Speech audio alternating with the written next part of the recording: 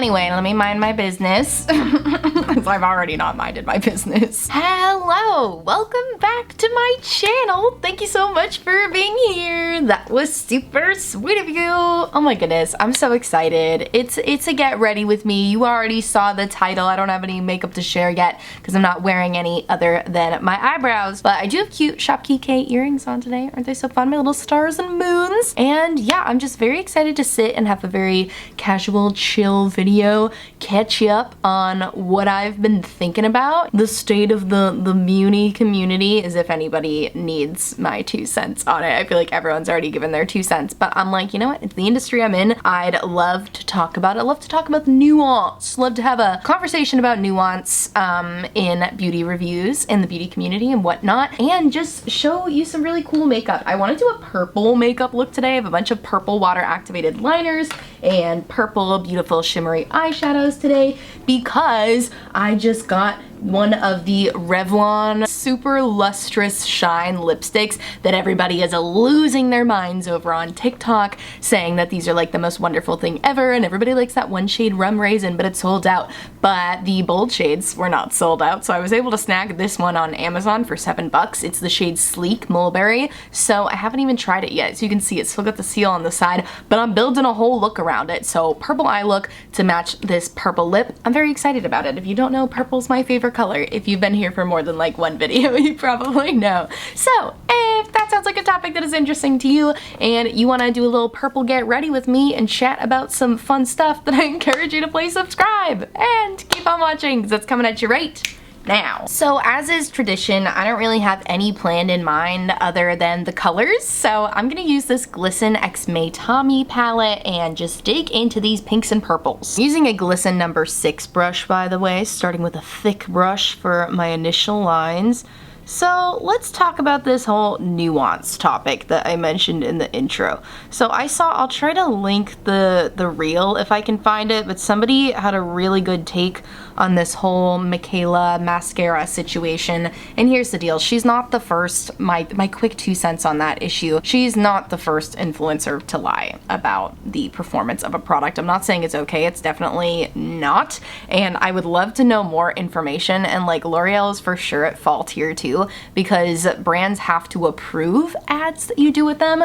So like, unless they want to claim that they didn't realize it was falsies, come on, L'Oreal, you've been in the game long enough. But like, I feel like the brand is just as at fault as she is, but you know, she is not the first person to do false advertising. Absolutely not. But this brings up a greater topic of conversation, and that's this reel I was referencing where somebody basically said the way the makeup industry on TikTok, or you could argue just like short form makeup content in general, TikTok, reels, YouTube shorts, whatever, thrives off of a lack of nuance. It thrives off of people having these outrageous reactions to the makeup products that they're trying. You know, nobody can ever just like a makeup product. Nobody can ever just say, okay, this is a fine enough makeup product. It has to be an, oh my god, this is the best makeup product I've ever tried, or it has to be an, oh my god, this is the worst makeup product I've ever tried. Like, there is no room for nuance in short form makeup content. And I'm not trying to sit here and act like I'm above it all. I'm sure that I have unintentionally done makeup content like that before, where I don't want to say exaggerated my reaction, because I really do feel like I have trouble exaggerating reactions to things that I don't feel genuine. I'm a very expressive person in general, so when I like things, I tend to have a big reaction anyways. But this whole situation has definitely made me feel like I'm looking twice at the way I'm reviewing makeup, and it's definitely making me want to bring some more nuance into it. I feel like I definitely do that more on YouTube because it's long form content. You know, I have more time to tell you like, oh, this product is performing pretty well, but I'm not sure if I'm sold on it yet. I need to do it again. That's why I really love doing my 10th impressions videos on YouTube, where I talk about makeup that I've been trying for like months and months and months, and feel like I've really gotten to know that product and can give a more informed take on how it performs. But I definitely don't bring that to Instagram as much. And like, granted, I really don't review a ton on Instagram. I'm trying not to make this whole thing about me. I'm realizing like I'm bringing it to about me because like that is the example I have to work with. But you know, just talking about nuance in general, you don't see very many videos with 100,000 or 1,000,000 views that have somebody trying a product and saying, this is okay, I need to test it more, because that just doesn't garner the same reaction. It's not as shareable, because let's be honest, that's what a lot of short form content is making content that people want to share. Making content that you want to direct message to your best friend saying, oh my gosh, look at this lipstick, we should go buy this, like something like that. So, well, I know there are people who do have nuance in their reviews. They just don't get the same amount of views as the reviews without nuance. So if nothing else, this whole situation has definitely made me take a closer look at my own content and try to think, like, am I exaggerating my reaction? Is this really as good as I say it is? And it's making me think about my language, because, you know, I've heard a lot of people bring up a good point that, like, yeah, it's just a mascara, but it's more than that, because a lot of times, you know, we always talk about, what do they call it, the lipstick example. During a recession, even though, like, sales for most other things go down, usually lipstick sales will go up, because people like to give themselves little luxuries that they can afford. You know, maybe somebody can't afford to buy a new TV during a recession, a new couch, etc., but they can buy themselves a $10 lipstick, a $20 lipstick, you know, like that's something they can budget for that's gonna bring them joy. Lacey of Spooky Lips and Fat Hips on Twitter, also on YouTube, but I follow them on Twitter, said how, like, that could be somebody's budget for their fun thing. I'll put their tweet up in case I don't say it well, but they basically said, like, you know, it might seem like, oh, it's just a little TikTok review, but if somebody buys that mascara because of your good review and that was their fun budget for the week, like they only had $10 to spend on something fun for the week and they bought that, and then it turned out to not be as good as you made it seem like because you lied in your review, that's gonna be so disappointing for them, you know? And the last thing I'll say about the whole Mikayla mascara gate situation, because I really don't want to dogpile on her, you know, I think she's received enough criticism as it is. Like, I think hopefully the lesson has been learned here. She's also younger than I am. I think she's like 23. It's the amount of stupid things I did when I was 23, and thank God I didn't have a social media platform, you know? So, you know, I hope she learns from this. But the one thing I just want to reiterate for, you know, the consumer, and in case you didn't know, is the first thing that stood out to me about that video was the fact that it said partner, hashtag L'Oreal partner, but it didn't say hashtag ad. And there's a million lawyers who have gone through this whole breakdown and everything.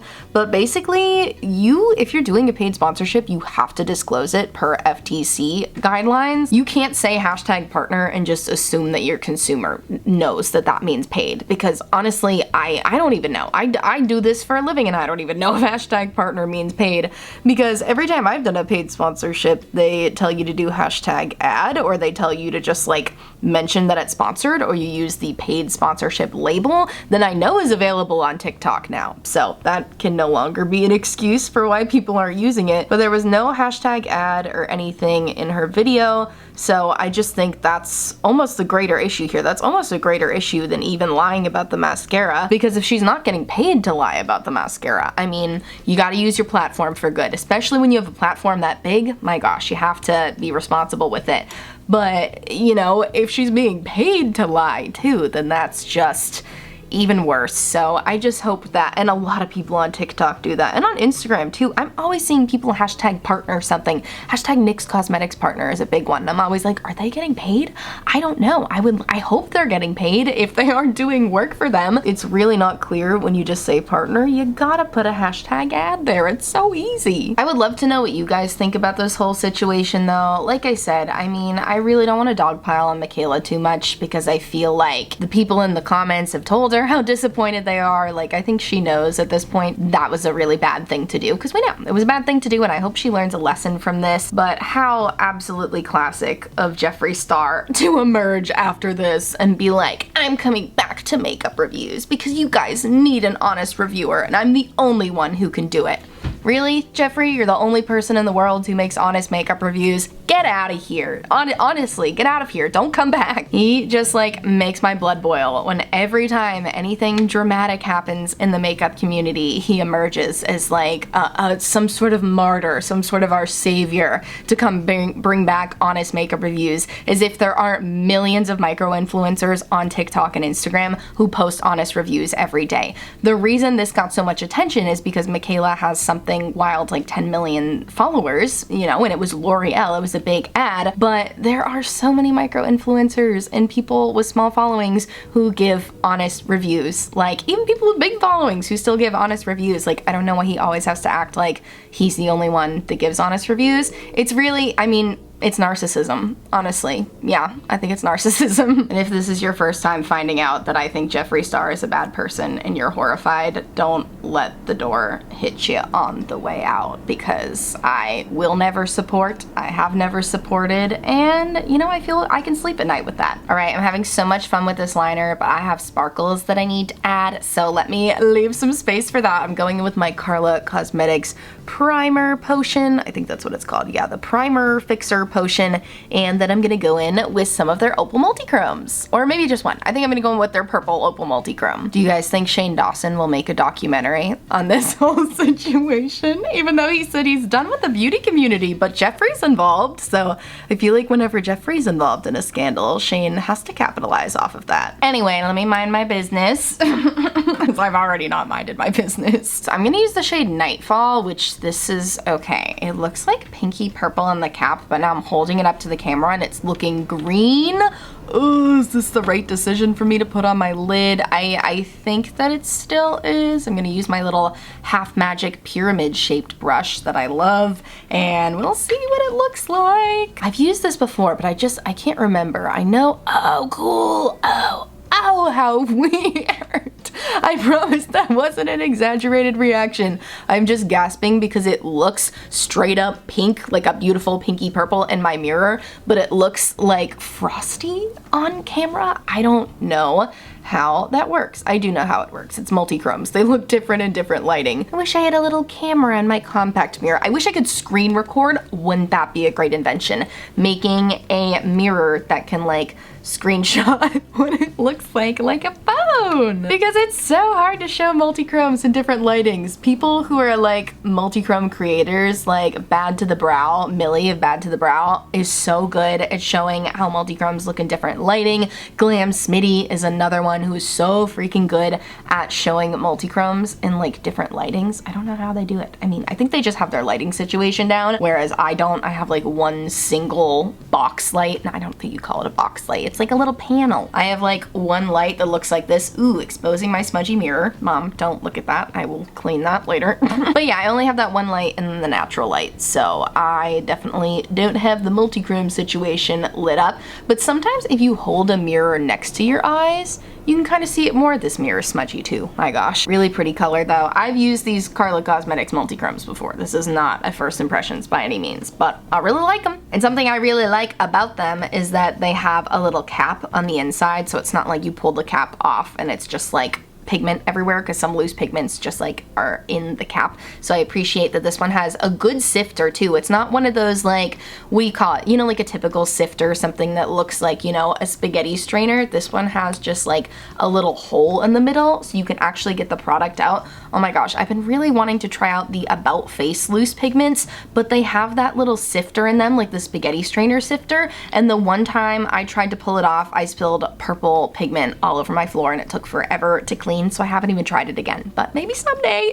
Packaging is important. I think to add some more sparkle to this look, I'm gonna take some of my Half Magic Beauty holographic face gems and I'm gonna use them as an inner corner highlight. These are self-adhesive, which is convenient, but if you wanna reuse them, you can always use lash glue. I put them up here too, between these little spaces of my eyeliner. I feel like they're giving off like third eye vibes, and I love that. I'm feeling very alien-esque in this makeup look today. Like, like your little alien Valentine. My Valentine's shades. And you know what? We've already gone this far. We might as well put sparkles in our eyebrows. This is the About Face Fractal Glitter Brow Gel, the shade Interlude. This says limited edition on their website, but something I've noticed with About Face is that a lot of their stuff says limited edition, which is kind of scary to me because is it just gonna disappear one day and then I can't have it anymore? I freaking love this glitter brow gel. I feel like a lot of newer brands do that though. I remember Jaclyn Hill Causemetics did that when they first started. I've never bought anything from them, by the way. I just remember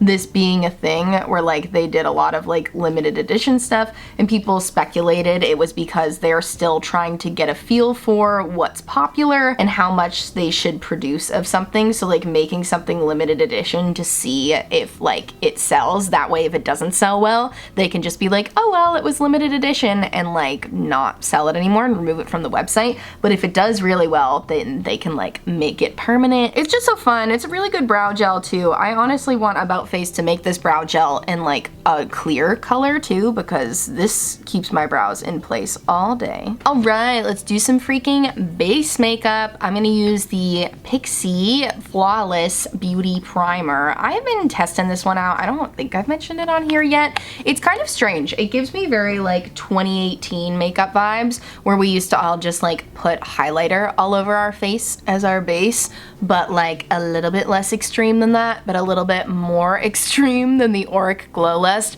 But I do like the way that it feels. Just, can you see me turning into the Tin Man? It's okay though, because I think it's gonna look really beautiful with my Wet n Wild Tinted Hydrator, because that foundation has a very like natural matte finish. I wouldn't say quite matte. It is oil free, so if that tells you anything. And you guys, huge news. I mentioned this in my last video, I think, but I finally got my correct shade in the Wet n Wild Tinted Hydrator foundation. I've been using the shade Fair for like 6 months, which is just a tinge too yellow undertoned for me, whereas Porcelain has more of a pink undertone. Honestly, they're both like the same depth. Like, I don't think the shade Fair is any deeper than Porcelain, but it's just a more correct undertone for me. And why did I put so much on my fingers, you say? I don't know. It's hard to apply foundation and to talk at the same time. Yeah, I just put this on with my hands. I've been really warming it up lately. Like, honestly, just like trying to forget that it is foundation, and I've just been trying to apply it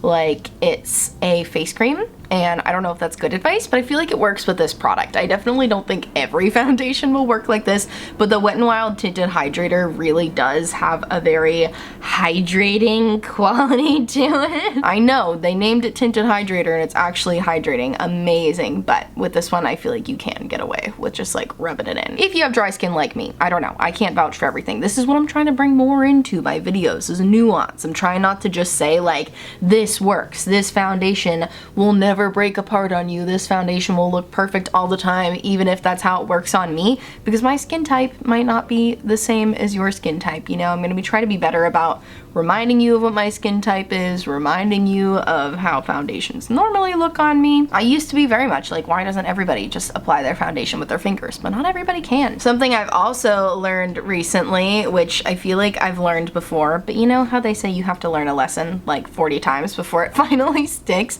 I saw some makeup artist on TikTok was talking about how if you're wearing a liquid foundation, you need to give it a few minutes to set down before you go in with your products on top of it, because liquid foundations have a dry down period, and if you start going in like right away, then you can't be surprised when your foundation gets picked up or if your product's going patchy. And I was just like, wow, okay, called me out, thanks. I am gonna go right into my concealer because I think that's fine. I mean, I'm using a liquid concealer too, so I think that's okay. Normally I go in with my eye cream first. I did forget today though, so this is fine. I'll just go in with a little bit of my e.l.f. Game Up Awaken Me, Res Me eye cream, I think it's called. This has like a little bit of a yellow tint to it. I did not mean to apply that much. But yeah, I'm just gonna hit my under eyes with a little bit of hydration. I've been doing eye cream or some sort of hydrating under eye product before my concealer for the past good like 6 months now, and I gotta say, makes a big difference in your concealer not looking cakey. Does it make it wear longer? No. But I feel like this might sound absolutely silly to you, but I don't care too much about longevity of my makeup on the day-to-day unless I know I'm like going out to dinner and my eyes are gonna be watery powdery because it's cold outside, then I'll consider wearing like some waterproof products, but most of the time, I don't care. If it fades, it fades. If it runs, it runs. Where am I going later today? The grocery store? You know, I just don't really care. Anyway, let's go in with my NYX Bear With Me Concealer Serum in the shade Light. I just wish this pumped out a smaller amount. That's my only gripe with this NYX Concealer Serum, is I feel like the packaging could be a little different. I just want a smaller pump. I feel like I don't need this much, and I always end up wasting product, and I know it's a drugstore product, so it wouldn't be super expensive to repurchase, but I don't like wasting products. I love packaging that takes into account waste, and I feel like this one doesn't really. Let's see, I put a little bit of extra on my cheeks. My cheeks are looking real red right now. I had a stomach bug a couple days ago, and I'm gonna spare you the details, but I have never gotten so sick that I popped blood vessels in my face before. But I did with this stomach bug. Like, I have, oh gosh, the foundation. Why is there such a strong line there? You guys, I feel like my skin doesn't match any of my foundations right now. Influencer has meltdown over foundation. No, I just, like, this foundation matches my skin, but my neck is, like, white right now. Like, I don't know why. My skin is, it's winter time. That's why my skin is really, really white right now. But I'm like, it matches my hands, so just don't look at my neck too much. But anyways, what was I telling you about? Yeah, I got really sick and I popped blood vessels in my face, and I have like redness on my neck and on my eyelid. So don't get the stomach bug, wash your hands, okay? I don't know how I got it. I wash my hands all the time. All right, I've given my skin a few minutes to dry down, let that foundation dry down to give it its best chance. And now I wanna go in with this bronzer that I haven't talked about on here yet, but I've been loving, from Jones Road Beauty. I don't know how I got in the Jones Road PR list, but I'm freaking thrilled to be here, man. And they came out with a new bronzer line. Can you believe this is a bronzer? I know it looks like a blush. This is the shade Dusty Rose. Goes on real powdery. Like, can you see that? Super, super powdery formula. But I do really like it when it's on. I also love this brush that they sent with it. It's their bronzer brush. It's super, super soft and fluffy. Although I will say this is more pigmented than you would think for like a Jones Road product. So I would definitely go in with a light hand. I kind of just like tap it on first, and then I just go in like this. The reason I like this brush so much is because sometimes I feel like with bronzer, I don't know what the heck I'm doing. Like, I have bronzer brushes, but I usually just like put them a little bit lower than my blush, whereas I feel like this brush just like kind of tells you what to do, especially watching the application videos. The Bobbi Brown apply it to people, watching people apply it to themselves. I feel like everyone just kind of like goes all over the face like this, and I really like how that looks. I think because this is such a like blushy bronzer color on me, and they have bronzer shades that are not blushy like this. Like, this is the lightest shade, which for my cool undertones, I feel like it just gives me a nice blushy bronzy moment, which is all I ever really want. I really just like putting it all over my face. I've even been doing that every once in a while. This brush, just, I could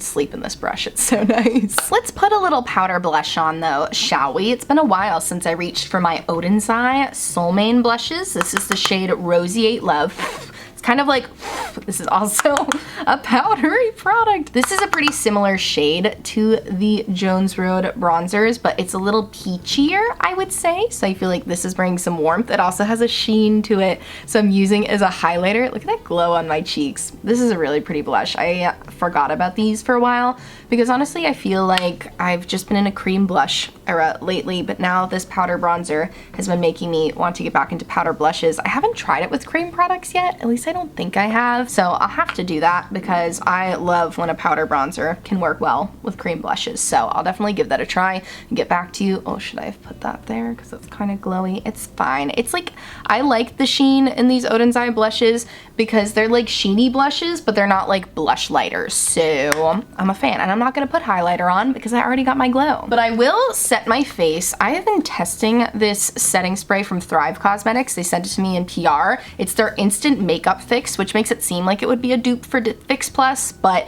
it's not because this still has denatured alcohol in it, which one of my followers let me know this recently, that the good thing about MAC Fix Plus is that there's no denatured alcohol in it. Like, it's just glycerin based. So, which, you know, denatured alcohol is not a bad thing because that just means it's gonna like help your face dry down. But that's like kind of a cool thing about the MAC Fix Plus is that there's like no drying ingredients in it whatsoever. And to me, this seemed like it was gonna be like that, but it does have denatured alcohol. Either way, I really like it. It's got a really fine mister. Like, look at that. Beautiful. It kind of smells like coconut though, so if you don't like that, Yeah, it's like a tropical smell. Honestly, it kind of smells like cough syrup. But it does make the makeup look really pretty. Like, it's not the most, like, I don't know if it's like a long wearing spray. Like I said, I really don't think too much about long wearingness, but it does make me feel like it really melts all of the powders into my skin. So I'll keep testing it. I'll let you know. Nuance. Let me keep you updated on this. I'm not telling you to go buy it yet. All right, friends, I just went and put some mascara on. Full disclosure, I hate the way this mascara turned out. ColourPop very kindly sent me their colorful mascaras, and some of them are wonderful, but half of them were dried out, and I tried to revive this one with some Duraline, and honestly, it's just past saving. It went on super clumpy, and it left little pieces all over my face, and I'm not happy with it at all, but we live and we move on. Also, full disclosure, I already tried this lipstick on because I thought it would film a fun little first impressions for Instagram, but then I realized I don't like first impressions and I wasn't having any fun. So here's my second impressions. Full disclosure, the first time, I'm giving a lot of full disclosures. Full disclosure, I really like the way this feels, but I don't think it looks the best on me. I think I might need to exfoliate my lips a little bit. It smells really good. It also keeps pushing itself back into the tube. Interesting. It looks really sparkly in the tube, but I feel like I'm not getting sparkles on my lips at all. I also am probably putting way too much on. I tend to always do this with tinted lip balms. Everything always tries to claim like, oh, you just swipe it on and forget about it. I don't think anything is as simple as swiping on and forgetting about it unless it's clear, because I don't color in the lines well. So I usually like to go in like this. Yeah, it's got a little bit of a line of demarcation on the inside portion of my lips here, so I don't love that. But like I said, I might try to exfoliate. I do think it looks pretty from a distance though. It's not, I don't think it's living up to the hype so far. I don't know. I don't feel like my life has changed. I feel like the way people are talking about it on TikTok made it feel like it was going to change my life. Granted, I didn't try that rum raisin shade that everybody loves. But the shade itself, Sleek Mulberry, is really pretty. The lip swatch did absolutely lie to me on Amazon, so I thought this was going to be a little bit more cool toned, but it is pretty. I'll keep using it and let you know. But all right, you guys, that's it. That's my finished look. I feel really pretty today. I feel like your sweet February Valentine. When you see this, it'll be February 1st, I believe. I'm filming it January 31st, only the day before. But yeah, I'm feeling very excited for this next month. I love doing Valentine's Day looks. I love pink and purple all around, so that's exciting for me. And yeah, I hope you liked this video. Let me know if you have any questions on any of the products that I use down below. I will link all of the products on my face, except for the ones I don't like, because I don't want you to buy the ones that I don't like. I'm not linking this mascara because I don't know, I'm torn on the mascara because a couple of them showed up fine, but a couple of them showed up real dry, and I don't know what ColourPop's like return policy is. I don't want you to end up with a dry mascara. Anyway, thanks for watching this video. If you liked it, please give it a big thumbs up. Subscribe to my channel. I post new videos twice a week, and sometimes I go live. And boy, oh boy, are those live streams fun. I gotta do another one real soon. Check out my description box for all the makeup on my face today. Also, in my description box, I will have all of my social justice links, so please check out those links if you haven't yet. And I thank you so much for watching, and I'll see you in my next video. Bye!